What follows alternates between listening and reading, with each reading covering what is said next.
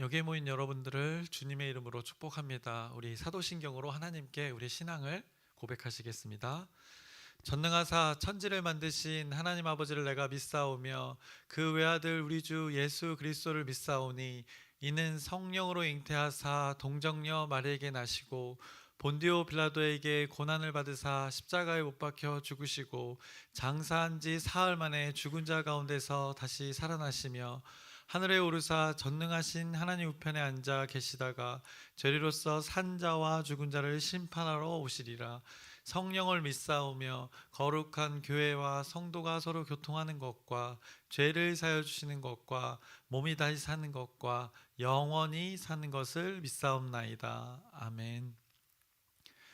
살아계신 하나님 아버지, 또 한 주가 시작되었습니다. 하나님의 말씀을 붙들고 또 한 주간 승리하는 삶을 살길 소망합니다. 세상 속에 우리가 거합니다. 그리스도인으로서 그 구별된 삶을 살아내기 위해서 오늘도 어김없이 그 말씀을 들고 나아갑니다. 그 구별됨이, 그 거룩이 우리의 능력이 되게 하여 주옵시고 그것으로 기쁨을 맛보게 하여 주옵시고 우리의 삶의 형통함이 이것에 근거해서 경험되어지는 우리의 모든 삶 되게 하여 주옵소서. 우리의 삶의 모든 선택들이 있습니다. 또 세세한 일들까지 하나님께서 기억나게 하여 주옵시고 인도하여 주시옵소서. 오늘 하루 하나님께 의탁하오니 하나님께서 인도하여 주시옵소서. 예수님의 이름으로 기도드렸사옵나이다. 아멘. 함께 찬송가 38장 찬양하시겠습니다. 새 찬송가 통일 찬송가 동일하게 38장 예수 우리 왕이여 찬양하시겠습니다.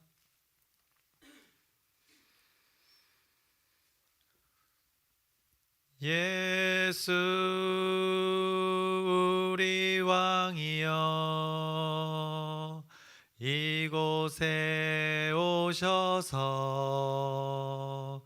우리가 왕께 드리는 영광을 받아 주소서. 우리는 주님의 백성, 주님은 우리 왕이라. 왕이신 예수님 오셔서 좌정하사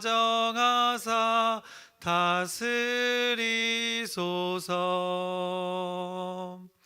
예수 우리 주시여 이곳에 오셔서 우리가 주께 드리는 찬양을 받아 주소서. 우리는 주님의 종들, 주님은 우리 주시라.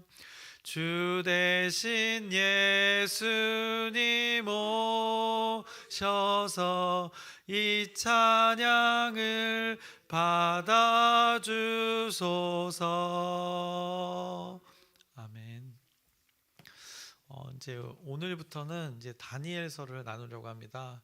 같은 배경의 그 포로의 시대, 그 이스라엘 백성들이 남유다가 멸망하고 그 이후에 있었던 그 다니엘서의 말씀을 이제 오늘부터 나누려고 하는데, 오늘은 그 개관만 하려고 합니다.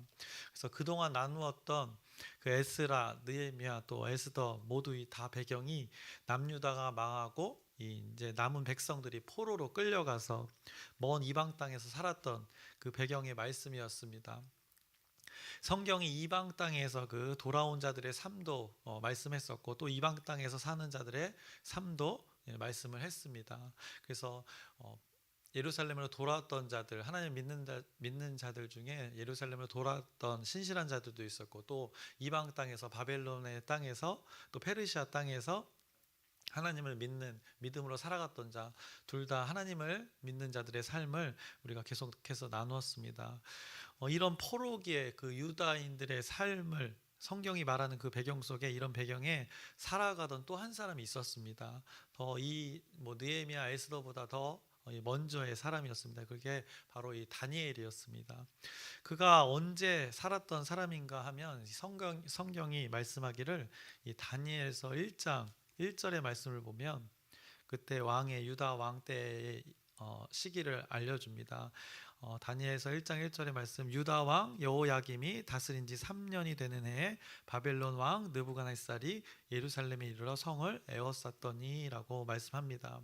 유다 왕 여호야김이 다스린 지 3년이 되는 해라고 말씀합니다. 그때 바벨론 왕 느부갓네살이 이제 예루살렘을 포위해서 이제 함락시키는 그때를 말합니다. 그래서 그때 이스라엘 자손 중에 이제 함락시키고 이제 이스라엘 남유다 자손 중에 왕족과 귀족들 중에 어떤 일부를 이제 바벨론으로 데려가는 것을 성경이 말씀합니다. 그래서 다니엘서 1장 3절에서 또 4절의 말씀을 보시면 왕이 환관장 아스부나스에게 말하여 이스라엘 자손 중에서 왕족과 귀족 몇 사람 곧 흠이 없고 용모가 아름다우며 모든 지혜를 통찰하며 지식에 통달하며 학문에 익숙하여 왕궁에 설 만한 소년을 데려오게 하였고라고 이렇게 말씀하고 있습니다. 그렇게 이제 그들이 보기에 쓸만한 자들이라고 생각되는 그 자들을 바벨론으로 이렇게 데려간 것입니다. 그 중에 이제 다니엘도 포함이 되었던 것입니다. 그래서 1장 6절의 말씀을 보시면 그들 가운데는 유다 자손 곧 다니엘과라고 이렇게 성경이 말씀하고 있습니다. 그래서 이렇게 다니엘은 나라가 망하고 어쩔 수 없이 어린 나이에 멀리 이제 바벨론으로 끌려가게 됩니다. 그래서 다행히도 그곳에서 죽지 않고 생명은 건졌습니다.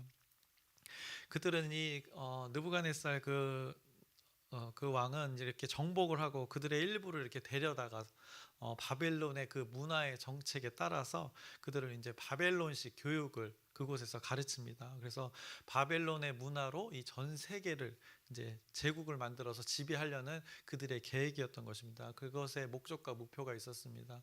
그래서 이제 이스라엘 땅을 정복하고 이 다니엘을 데려갔던 것입니다. 이런 상황 속에서 이제 다니엘이 포로로 이제 끌려가 바벨론에 이제 살면서 하나님을 믿는 사람으로서 이 사람이 어떻게 살아갔는지를 이제 다니엘서가 말해주고 있는 것입니다. 그가 바벨론으로 끌려가서 당시에 이제 엄청나게 앞서가던 그 고급 교육을 다니엘이 받았습니다. 그가 어떻게 보면 강제적으로 이 바벨론식 교육을 받았던 것입니다. 그가 배웠던 것은 엄청나게 당시에 앞서가던 지식과 엄청난 이 고급 지식들이었습니다. 그래서 당시에 그 바벨론의 천문학이 데이터들이 엄청 쌓였는데 그것이 지금의 천문학의 그 데이터의 기반이 되어지기도 합니다. 그래서 매우 고급 지식들이었던 것입니다. 천문학뿐만 아니라 모든 영역에서 다양하게 이 다니엘이 이제 그곳에 가서 어떻게 보면 반강제로 배웠던 것입니다. 음식이며 생활과 이 문화도 모두 바벨론의 양식대로 이 어린 나이 때부터 이 포로로 끌려가서 그가 이제 교육을 받았던 것입니다. 그런데 그 어린 시절에 끌려갔지만 더 어린 시절에 기존의 그 남유다에서 그 살았던 그 부모와 또 조부모들의 문화가 있었습니다. 유대인들만의 특성이 있었습니다. 어렸을 때부터 그 배우는 것들이 토라의 말씀을 암기하는 것들이 있었는데 이제 그것을 가지고 짧은 시간이었지만 또 이제 바벨론에 가서 그것들 간에 이제 충돌이 생긴 것입니다. 어쨌든 조부모들의 그 부모와 조부모들의 그 문화와 가치관을 이제 모두 바꾸는 작업을 이 바벨론의 나라가 지금 다니엘 가운데 하고 있었던 것입니다. 그래서 우리가 아까 4절에서도 보았지만 4절에서 이렇게 표현했습니다. 왕궁에 설 만한 소년을 이런 표현이 있습니다. 그러니까 자신의 나라에 왕궁에 똘똘한 사람을 데리고 와서 이제 바벨론의 그 제국의 한 일원으로서 살아가게 하려고 그렇게 데려온 이유가 있었습니다. 그 중에 다니엘이 있었던 것이고 이제 그가 이방 땅에서 이제 살아가면서 아주 어렸을 때 들었던 그 토라의 가르침과 이제 바벨론식의 교육이 이제 충돌이 되는 것입니다. 그래서 가치관과 세계관이 이제 충돌을 하는 것입니다. 그것을 성경이 다니엘의 삶을 통해서 우리에게 보여주는 것입니다. 그 과정 속에 다니엘이 어떻게 이제 살아갔는지를 성경이 말씀하고 있는 거고 그 과정 속에 하나님이 또 그를 어떻게 인도하셨는가를 성경이 말씀하고 있는 것이 이제 다니엘서입니다. 그래서 그가 먼저 이제 살았던 시기를 보자면 이제 사진을 보고 우리가 잠깐 나눠보도록 하겠습니다. 세 장의 사진을 볼 텐데 이 글씨 잘 안 보이죠? 굉장히 큰 요거는 흐름만 보시면 되고 우리가 역사서를 계속해서 나눴습니다. 이스라엘 역사가 지금 다윗에서부터 시작돼서 지금 포로 귀환까지 그냥 표시가 돼 있습니다. 그런데 지금 다니엘은 이 뒷부분입니다. 대략적으로 지금 이제 포로기 귀환 때 시기를 말해주는 건데 전체적인 그 역사에서 시기를 보면 저 시기이고 좀 더 이제 확대된 사진을 보면 그 다음 장 보시면 잘 보이실지 모르겠는데 빨간색 줄로 이렇게 600년이라는 시기가 보이십니까? 가운데네. 그리고 거기에 이제 중간에 보시면 회색으로 다니엘이라는 그 사람이 그 시기에 살았다는 것을 보게 됩니다.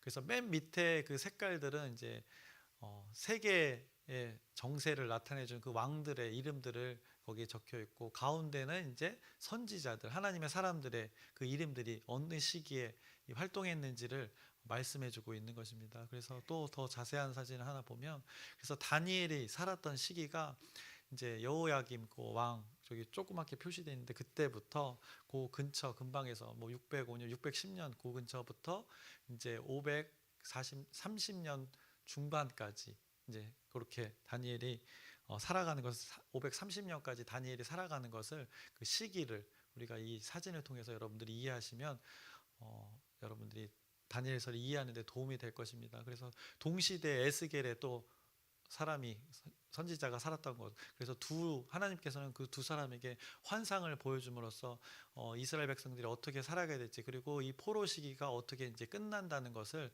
하나님께서 알려주신 것입니다. 그래서 605년에 그 느부갓네살이 예루살렘을 함락하면서부터 다니엘이 그때 이제 포로로 잡혀가고 586년에 이제 성전이 무너집니다.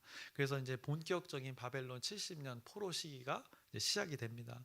그래서 한참 그런 시간이 지난 다음에 이제 하나님의 놀라운 섭리로 이제 538년에 이제 고레스 칙령 우리가 나눴던 그것이 선포가 됩니다. 그 이사야 선지자의 글을 고레스가 보고 놀라서 그 뜻하지 않은 일어날 수 없는 일들이 그 가운데 벌어지고 이제 그러면서 이제 본격적인 하나님의 섭리로 이제 스룹바벨이 536년에 이제 귀환을 하게 되는 것을 보게 됩니다. 근데 그 시작된과 동시에 성전 재건축이 사마리아 사람들을 통해서 중단되는 것도 우리가 나눴습니다. 그리고 나서 이제 530년경에 이제 다니엘이 죽게 됩니다. 그래서 이렇게 연대를 언급한 것은 다니엘이 이렇게 이런 구간을 이 시대를 살았구나 우리가 잘 이해할 수 있고 이 구간을 보면 어떻게 보면 포로기의 시작과 그 함께 그의 어린 나이의 삶이 이제 시작되었습니다. 다니엘의 삶이. 그리고 그가 생을 마감할 때를 우리가 보자면 이 하나님의 섭리에 따라 또 포로의 귀환이 시작되는 것을 보게 됩니다. 그래서 그가 시작과 시작을 살았던 것을 보게 됩니다. 포로로 잡혀가는 그 암흑의 시작. 그러나 그의 생의 마지막에는 놀랍게도 어떤 것을 보게 됩니까? 그들이 하나님의 도우심을 받아서 하나님의 섭리로 고향으로 돌아가게 되는 그 시작을 이 다니엘이 보게 되는 것입니다. 그래서 포로기의 시작도 하나님이 이스라엘 백성들을 깨닫게 하기 위한 그 하나님의 섭리의 시작이었음을 우리가 잘 알고 있는데 또한 이 포로의 상태를 원래의 상태로 되돌려놓게 되는 것도 하나님의 섭리라는 것을 우리가 또 이 다니엘서를 통해서 깨닫게 되는 것입니다. 그 포로기가 시작되고 포로의 귀환이 시작되는 것을 이 다니엘의 그 삶이 걸쳐져 있는데 그 가운데 이 다니엘의 삶을 통해서 하나님의 섭리가 작용했다는 것을 이 다니엘서가 말해주고 있습니다. 그래서 다니엘의 이름을 보자면 이 다니엘이라는 이름의 뜻이 하나님은 심판자라는 뜻입니다. 네. 이스라엘 백성들을 볼 때 그들의 죄악으로 인해서 하나님의 징계를 통해 그들이 이제 포로의 삶, 고통의 삶을 시작하게 되었지만 그것 또한 그들을 다루시는 그 하나님의 방법이었습니다. 그 하나님의 깊고 넓은 뜻에 조금이라도 반응하며 살았던 자들이 분명히 또 있었고 그 반응을 통해서 하나님의 은혜의 섭리로 이 도움을 입어가며 그 포로기에 살아갔던 하나님의 사람들이 있었던 것을 우리가 계속해서 보았습니다.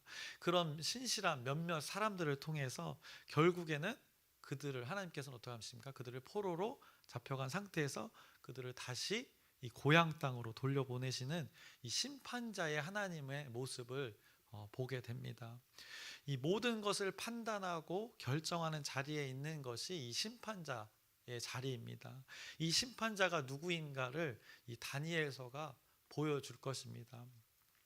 그래서 이 세상을 하나님께서 주관하시면서 하나님의 백성이 먼 이방 땅으로 끌려가서 포로의 삶을 살 것을 결정하는 그 자리에 하나님이 계셨다는 것을 알려주는 것이고, 근데 여기서 우리가 오해하지 말 것은 그들의 제약된 이스라엘 백성들의 제약된 삶 때문에 그렇게 하나님께서 결정하신 것이지 무조건 그들이 이 포로의 삶을 살게끔 이미 결정되어져 있던 것은 아니었다는 것을 여러분들이 오해하시면 안 될 것입니다. 그래서 하나님의 주권을 오해하면 그들의 삶이 마치 그렇게 이미 결정되어 있던 것처럼 보여줄 수 있는데 그것은 오해하지 않기를 바랍니다. 그래서 그들이 하나님의 말씀대로 살았다면 하나님은 아마 이 포로의 시간들을 결정하지 않으셨을 것입니다. 그래서 다시 언급해 보자면 다니엘이라는 이 이름은 하나님은 심판자라는 뜻인데 이 심판자는 모든 것을 판단하고 결정하는 그 자리를 말합니다. 결국 이 세상을 하나님께서 주관하시면서 하나님의 백성이 먼 이방 땅으로 끌려가 포로의 삶을 살 것을 결정하는 자리에 그 하나님이 계셨다는 것을 다니엘서가 또 증명을 할 거고, 또 하나님의 그 백성들을 다시 원래의 자리로 돌아가게 하는 그 결정의 자리에도 역시나 하나님이 계셨다는 것을 이 다니엘이라는 삶의 또 이름을 통해서 이제 깨닫게 하실 것입니다. 그래서 심판자, 모든 것의 결정자라는 것을 나타냅니다. 그분이 살아계신 하나님이라는 것을 다니엘서가 이제 선포하고 있는 것입니다. 그래서 이제 우리가 다니엘서를 이제 나누게 되었는데 이 모든 것의 결정권자가 누구인지를 우리로 하여금 깨닫게 하실 것입니다. 그래서 하나님의 섭리에 따라 우리의 삶에서 우리에게 이런 선택권이, 삶에서 많은 선택권이 주어졌지만 우리의 삶에서의 선택이 무엇에 근거하여서 우리가 선택을 하여야 하는지 이 다니엘서가 많이 생각하게 할 것입니다. 그래서 하나님이 심판자라는 것을, 그 자리에 있다는 것, 결정하고 판단하는 자리에 있다는 것을 강조하는 그 말씀입니다. 하나님께서 모든 것을 판단하시고 결정하는 자리에 있다는 것을 선포하는 그 다니엘서입니다. 그래서 우리가 이 말씀을 대할 때 우리가 할 것은 그분의 판단과 결정을 우리는 우리 삶 가운데 선택하면 되는 것을 성경이 말씀해 주는 것입니다. 그것을 근거로 우리가 또 기도를 하면서, 기도로 하나님과 소통하면서 그 아주 예민하게 세밀하게 그때그때 친밀하게 하나님과 소통을 통해서 그 하나님의 말씀을, 기록된 하나님의 말씀을 우리 삶 가운데 살아 움직이게 하는 것입니다. 그것이 기도의 역할이고 또 성령님의 일하심을, 도우심을 구하는 그 목적과 또 방법이 되는 것입니다. 그러면 하나님의 기록된 말씀이 이제 우리 삶 가운데 살아 움직이게 되는 것입니다. 그것이 우리 그리스도인들의 삶이고 그것의 과정이, 그것의 결과들이 또 우리의 기쁨이 되어야 되는 것이고 또 그것이 참 인생이라고 성경은 계속해서 곳곳에 말씀하고 있는 것입니다.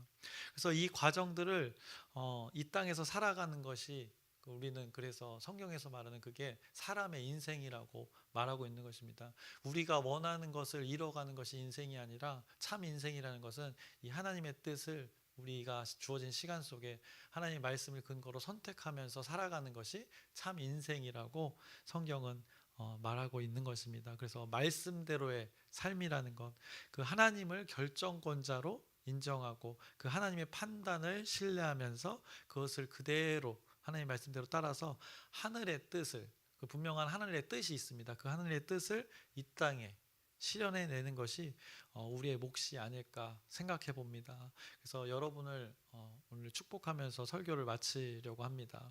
그래서 우리에게 주어진 마음이 있습니다. 생각이 있고 또 언어가 있고 또 생각과 마음을 근거로 또 언어와 행동이 나타나게 됩니다.